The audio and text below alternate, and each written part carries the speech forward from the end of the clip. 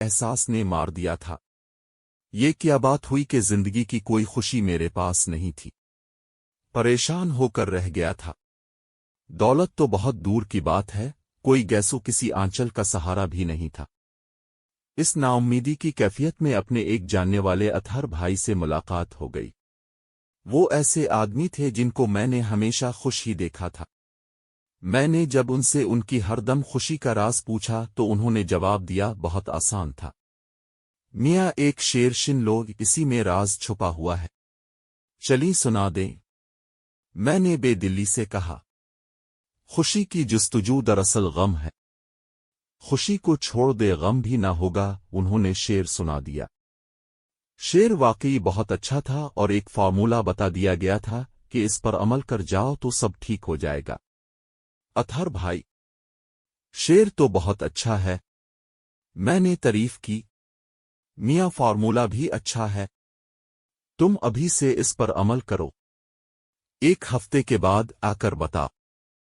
क्या हुआ? मैं अतहर भाई के पास एक खास काम से गया था। इस दिन मेरी जेब में कुछ भी नहीं था। मैंने ये सोचा था कि मैं अतहर साहिब से 1000 रुपये ले लूंगा, इसके बाद वहीं से टैक्सी करके रास्ते से खाने पीने की चीज लेकर घर वापस आ जाऊंगा। कम अज कम 2 दिनों तक का खर्च चल ही जाएगा। घर में कोई नहीं था, अभी तक शादी नहीं हो सकी थी। अब ये बताओ कि अगर 1000 रुपये मिल जाए तो तुम खुश हो जाओगे? जाहिर है अतहर भाई, इससे कई काम निकल जाएंगे, तो बस मैं तुम्हें पैसे नहीं दे रहा। तुमको अभी से इस फार्मूले पर अमल करना है। देख लेना, तुमने इस शेर को अपने जहन में उतार लिया तो फिर तुम्हें कोई गम भी नहीं होगा। मैं उनसे पैसे लिए बगैर इस शेर की सौगात लेकर वापस आ गया। घर आकर मुझे नफीसा का ख्याल आया। मैंने नफीसा नाम की एक लड़की से मोहब्बत की थी, जो ये चाहती थी कि मैं इसके बाप से जाकर मिलूं। मैंने इसे एक शेर भी सुनाया था। मेरी हयात की राहों में पेच ओखम हैं, बहुत मी खूब सोच ले पहले जो मेरे साथ चले। नफीसा के बाप से मुलाकात को मैं अभी तक टाल रहा था, लेकिन अब उनसे मिलना जरूरी हो गया था। वो एक आला सरकारी ऑफिसर थे, उनके जरिए कोई जॉब भी हो सकती। मैंने नफीसा को फोन करके कहा, मेरा ख्याल है कि मैं तुम्हारे अबू से जाकर मिल ही लूं। हाँ हाँ, चले जाओ। उसने कहा, मैंने अबू से बात की हुई है, बस उनको तुम्हारे आने का इंतजार है। वो तुम्हारा इंतजार ही कर रहे हैं, तुम उनसे जाकर मिल लो। नफीसा के वालिद एक आला सरकारी ओहदेदार थे, बहुत धाक थी उनकी। उनके पास जाते हुए झिझक छूटिए हो रही थी, लेकिन नफीसा ने मजबूर करके मुझे उनके दफ्तर भेज दिया। उसने अपने अबू से मेरे बारे में बात कर ली थी। मैं दूसरे दिन बेहतरीन ड्रेसिंग करके उनके पास पहुंच गया। वो अपनी पूरी शान के साथ अपने कमरे में ही थे। आओ साहिबजादे, आओ, नफीसा ने मुझे तुम्हारे बारे में बता दिया था। जी जनाब, मैं इससे ज्यादा क्या कह सकता था। बैठ जाओ। उन्होंने सामने वाली कुर्सी की तरफ इशारा किया। मैं मदब होकर सामने बैठ गया। जिंदगी में पहली बार ऐसा इंटरव्यू दे रहा था। तुम खुदा नखास्ता मेरी बेटी से इश्क तो नहीं करने लगे हो? उन्होंने एक ऐसा सवाल किया कि मैं चकरा कर रह गया। मेरा ख्याल है कि किसी भी बाप ने बरा रास्त ऐसा सवाल होने वाले दामाद से भी नहीं किया होगा। शर्माने की जरूरत नहीं है, हाँ आना में जवाब दो। इश्क किया जनाब, बस नफीसा मुझे बहुत पसंद है, मैं इसे हर हाल में खुश रखूंगा। मेरा ख्याल है कि अभी हमारी गुफ्तगू इतनी आगे नहीं बढ़ी कि तुम खुश रखने या ना रखने की बात करो। उन्होंने कहा। मैं एक बार फिर चकरा कर रह गया। अजीब बेधड़क इंसान थे। काम क्या करते हो? उन्होंने पूछा। जॉब की तलाश में हूं जनाब। मैंने कहा, मुझे उम्मीद है कि बहुत जल्द कोई मुलाजमत मिल ही जाएगी। और उस वक्त तक क्या अपनी बीवी को भूखा रखोगे? नहीं जनाब, सवाल ही नहीं पैदा होता। जो खुद खाऊंगा इसको भी खिलाऊंगा। जब तुम्हारे पास खुद खाने को नहीं है तो उसको कहां से खिलाओगे? इसकी फिक्र ना कर। शादी के बाद नफीसा मेरा मसला होगी, लेकिन शादी से पहले तक तो मेरा मसला है ना। اور میرا مسئلہ یہ ہے کہ میں تم جیسے نکارا انسان سے اپنی بیٹی کی شادی نہیں کر سکتے۔ میرے سینے پر پرچھیاں ہی چل کر رہ گئیں۔ نفیسہ میرے لیے سب کچھ تھی۔ زندگی میں اب تک سوائے محرومیوں کے اور کیا ملا تھا؟ کوئی خوشی نہیں۔ اب وہ بھی ہاتھ سے چلی گئی تھی۔ دل چاہا کہ در و دیوار سے لپٹ لپٹ کر آنسو بہاؤں، اور اسی وقت اطہر بھائی کا شعر یاد آ گیا۔ خوشی کی جستجو دراصل غم ہے، خوشی کو چھوڑ دے تم بھی نہ ہوگا، کلیجے میں ٹھنڈک کی پڑ گئی، نفیسہ نہیں ملتی نہ سہی اور بھی غم ہے زمانے میں محبت کے سوا۔ میں کیوں ایک روگ پال کر بیٹھ جاؤں، خوشی کو چھوڑ دے، اور میں نے خوشی کو چھوڑ دیا۔ میں نے نفیسہ کو فون کر کے مطلع کر دیا تھا کہ میں زندگی کی راہ میں اس کا ہم سفر نہیں بن سکوں گا۔ وہ کچھ دیر کی بک بک کے بعد خاموش ہو گئی، شاید اسے بھی احساس ہو گیا تھا کہ اس کے باپ کا فیصلہ درست ہی تھا۔ اب زندگی کے کٹھن شب و روز میرے سامنے تھے۔ گھر میں کھانے کو بھی کچھ نہیں تھا۔ میں بھی اپنا کھانا خود ہی بنا لیا کرتا تھا، ورنہ عام طور پر سامنے والے ہوٹل سے جا کر کھا لیتا تھا۔ میں محلے کی دکان پر پہنچ گیا۔ دکاندار مجھے دیکھ کر خوش ہو گیا تھا۔ شاید اسے خیال آیا ہو کہ میں اس کا پچھلا قرض ادا کرنے آیا ہوں۔ تنویر بھائی، چائے تو چلے گی نا؟ اس نے پوچھا۔ بس 2 منٹ میں آ جائے گی۔ نہیں بھائی، مجھے اس وقت چائے کی ضرورت نہیں، میں نے کہا مجھے تو بس 2 کلو آٹا، 1 کلو چینی، کھانے کا تیل دے دو، ابھی لو، پچھلا حساب تو لے کر ہی ہوتا۔ نہیں بھائی، میں تو یہ بھی ادھار لے کر جاؤں گا، میں نے کہا۔ اچانک وہ بھڑک اٹھا۔ اس کی خوش اخلاقی ختم ہو گئی۔ رہنے دو بھائی، رہنے دو۔ کمال ہے، پچھلا قرض انہیں کیا اور چلے آ رہے ہیں ادھار لینے۔ اب کیا اس محلے میں بے وقوف بنانے کو ایک میں ہی رہ گیا ہوں؟ جاؤ بھائی، کوئی اور دکان ڈھونڈو۔ اس کی بک بک سن کر بہت دکھ ہوا۔ سوچا تھا کہ سامان مل جائے گا تو 2-4 وقتوں کے کھانے ایک ساتھ بنا کر رکھ لوں گا۔ اچانک ایک بار پھر اطہر بھائی کا شعر یاد آ گیا۔ خوشی کی جستجو دراصل تم ہے، خوشی کو چھوڑ دے غم بھی نہ ہوگا۔ میں نے خوشی چھوڑ دی اور کچھ لیے بغیر ہی واپس آ گیا۔ حشاش بشاش کوئی غم نہیں تھا، دل پر کوئی بوجھ نہیں تھا۔ گھر کے دروازے ہی پر نیازی صاحب کھڑے ہوئے دکھائی دے گئے۔ نیازی صاحب اپنی نوعیت کے ایک کمال انسان ہے، بہت خوش اخلاق اور بہت ہی شاخرچ۔ انہوں نے ہمیشہ میری مدد کی ہے۔ ان کو دیکھ کر ایسا لگا کہ خدا نے اس وقت فرشتہ بھیج دیا ہے۔ مجھے یاد ہے کہ نیازی صاحب نے میرا کس کس موقع پر ساتھ دیا تھا۔ جس کوارٹر میں رہ رہا ہوں اس کا ایڈوانس بھی نیازی صاحب نے دیا تھا۔ میں ان سے جا کر لیٹ گیا۔ بھائی اچانک کیسے آ گئے؟ میں نے پوچھا۔ وبس تنویر صاحب، تمہاری یاد آئی تو تم سے ملنے چلا آیا۔ انہوں نے کہا۔ ارے یہ تو میری خوش نصیبی ہے۔ آئیں اندر آئیں۔ ہم اندر آ کر بیٹھ گئے۔ میں نے محسوس کیا کہ نیازی صاحب کچھ الجھے ہوئے تھے۔ گھر میں اتنا چائے کا سامان تھا کہ 2-4 کپ چائے بن سکتی تھی۔ میں نے انہیں چائے لا کر دی۔ کچھ دیر کے بعد انہوں نے کہا، تنویر صاحب، میں ایک عجیب کشمکش میں ہوں، خیریت تو ہے؟ کیا ہوا؟ میں نے پوچھا۔ ہاں، یہ ظاہر خیریت ہے، لیکن اپنے وجود میں ایک ہلچل مچی ہوئی ہے۔ کیسی ہلچل؟ بھائی بات میں ہے کہ میں لوگوں کا ساتھ دیتا رہا ہوں، آج بھی اس ارادے سے گھر سے نکلا ہوں، لیکن ایک عجیب بات ہے۔ وہ کیا؟ میرا دل دھڑکنے لگا۔ بات یہ ہے کہ کسی کی مدد یا کسی کے کام آ جانا میری خوشی رہی ہے۔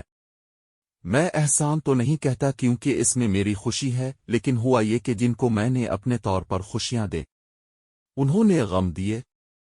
ایک قول ہے کہ جس پر احسان کرو اس کے شر سے بچو۔ میں خوشی کی جستجو میں رہتا تھا اور ایسی خوشی مجھے کسی کے کام آ کر ہی ملتی تھی۔ آج بھی گھر سے 50,000 لے کر نکلا ہوں۔ ارے نیازی صاحب، یہ تو آپ کی بڑائی کی دلیل ہے، ورنہ اس زمانے میں کون کسی کا ساتھ دیتا ہے؟ انہوں نے باتوں باتوں میں مجھے ایک شعر سنا دیا۔ واہ، یہ تو اچھی بات ہوئی۔ ویسے وہ شعر کیا تھا تنویر صاحب؟ یقین کر کے اس شعر کو سنتے ہی ایسا لگا کہ میرے سر سے سارے بوجھ اتر گئے ہوں۔ سمجھ میں آ گیا کہ میں کہاں بھٹک رہا ہوں۔ واہ صاحب، پھر تو بہت مبارک شعر ہوا، مجھے بھی سنائیں۔ شعر ہے، جو دراصل غم ہے، خوشی کو چھوڑ دے غم بھی نہ ہوگا۔ ایک بار پھر وہ لنتی شعر میرے سامنے آ گیا تھا۔ ایک بات میں اب سے کہنے آیا ہوں، نیازی صاحب نے کہا، ہو سکتا ہے کہ میں نے اب تک آپ کا ساتھ دیا ہو، لیکن اب میں کچھ بھی نہیں کر سکوں گا، کیونکہ اس شعر کا مفہوم سمجھ میں آ گیا ہے۔ ارے نیازی صاحب، میں بوکھلا کر بولا، لعنت بھیجیں اس شعر پر، آپ تو نیکی کیے جائیں۔ نہیں تنویر صاحب، اب اس قسم کی کوئی نیکی میں نہیں کر سکوں گا۔ اس انقلابی شعر نے میری سوچ بدل دی ہے۔ میں یہی کہنے حاضر ہوا تھا۔ دل چاہا کہ تو اپنا گلا گھونٹ لوں یا اس شاعر کو زہر دے دوں جس نے بھی شعر کہا ہوگا۔ نیازی صاحب کچھ دیر بیٹھ کر اس شعر پر لیکچر دے کر روانہ ہو گئے اور میں اپنے خالی پیٹ پر ہاتھ پھیرتا رہ گیا۔ خیر وہ دن تو کسی نہ کسی طرح گزار لیا۔ شام کو بھوک نے جب بےتاب کیا تو میں اپنی خالہ کے پاس چلا گیا۔ وہ بھی اسی شہر میں اور میرے گھر سے کچھ فاصلے پر رہتی تھیں۔ وہ کباب بہت اچھے بناتی تھیں، ان کے کباب کھا کر لطف آ جاتا تھا۔ خالہ مجھے دیکھتے ہی خوش ہو گئیں۔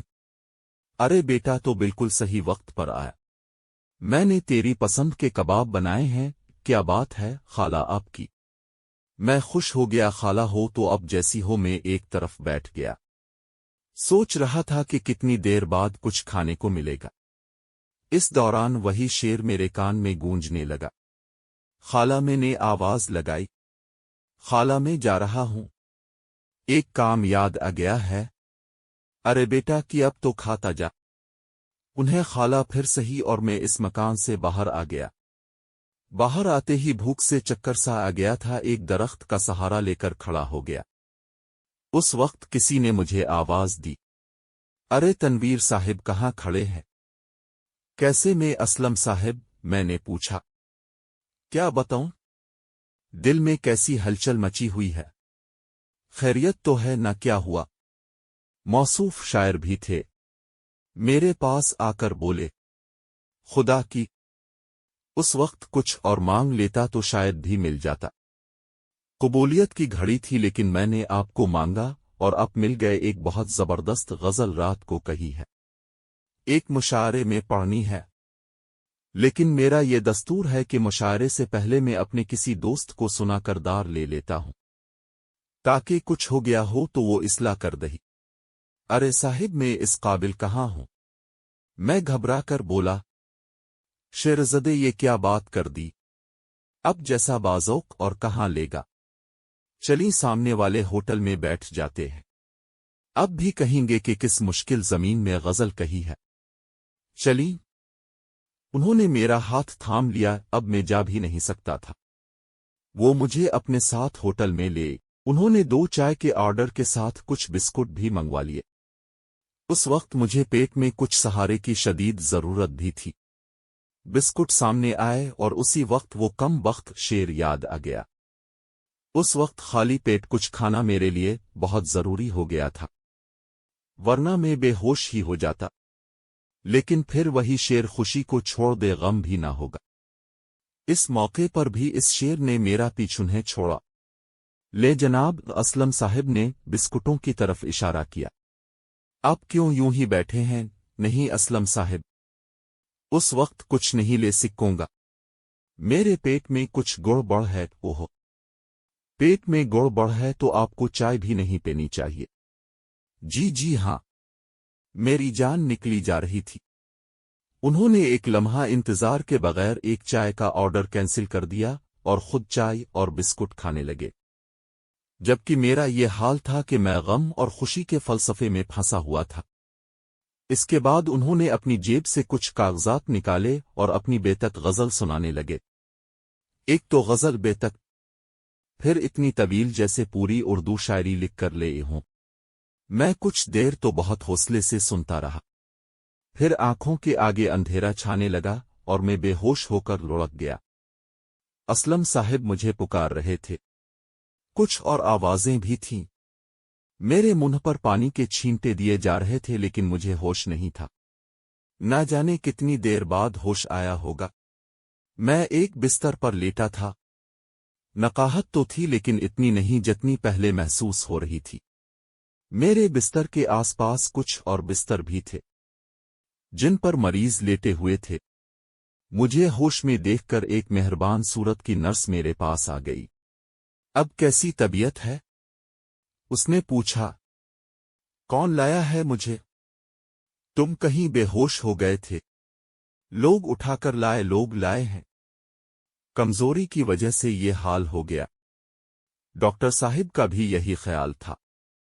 تم اب ٹھیک ہو تو جا سکتے ہو، لیکن کس کمبخت کا دل تھا کہ وہاں سے جائے، اس لیے وہیں پڑا سوچتا رہا کہ اس طرح کیسے گزر بسر ہوگی۔ اچھا تھا کہ گاؤں میں ہی رہتا، بوا کی بات مان لیتا اور آنسا سے شادی کر لیتا۔ کیا ہوا جو وہ میٹرک پاس تھی، ابھی بھی کچھ نہ بگڑا تھا، اس لیے ہسپتال سے نکل کر سیدھا 5 سال بعد گھر پہنچا اور ابوا کے قدموں میں سر رکھ دیا۔